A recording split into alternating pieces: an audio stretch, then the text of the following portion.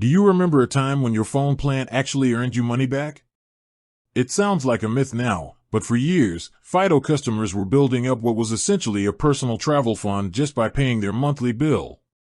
Today, we're diving into the history of one of Canada's biggest telecom giants, Rogers Communications, and zooming in on the fascinating life and death of the legendary Fido card. Rogers Communications is an empire built over decades, starting back in the 1960s. They were a cable and media powerhouse, but their big leap into wireless began with the acquisition of a company called Cantel. Over time, that part of the business evolved, but the true masterstroke in their wireless strategy came in 2004.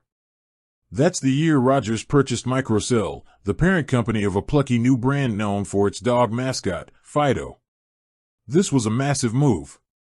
Fido was a game-changer when it launched in 1996, becoming the first Canadian carrier to use the GSM standard, the technology that was dominant worldwide. When Rogers acquired them, it wasn't to eliminate a competitor, it was to keep a distinct, youth-focused brand and gain market share.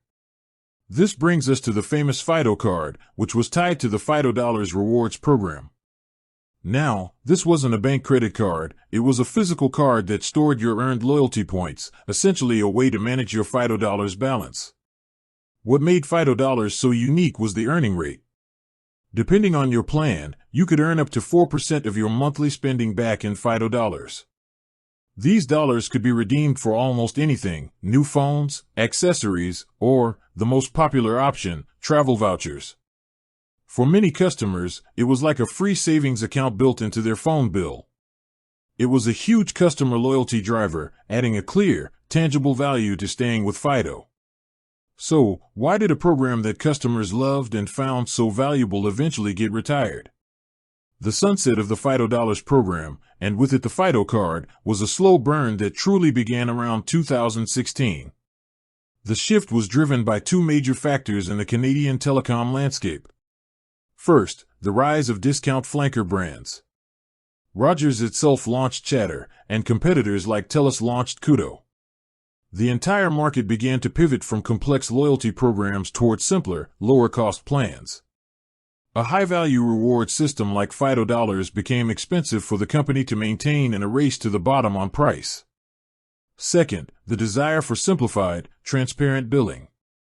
The industry was moving away from bundled pricing and towards separating the cost of the plan from the cost of the device.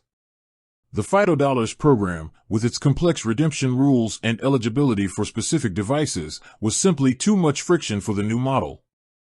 Rogers officially announced the retirement of the program in early 2016, with an end date set for late 2018 for customers on contracted plans to redeem their final Fido Dollars. The Fido card, the physical embodiment of that loyalty system, became obsolete, quietly disappearing as the rewards were phased out in favor of simpler alternatives like Fido XTRA perks and data rollover.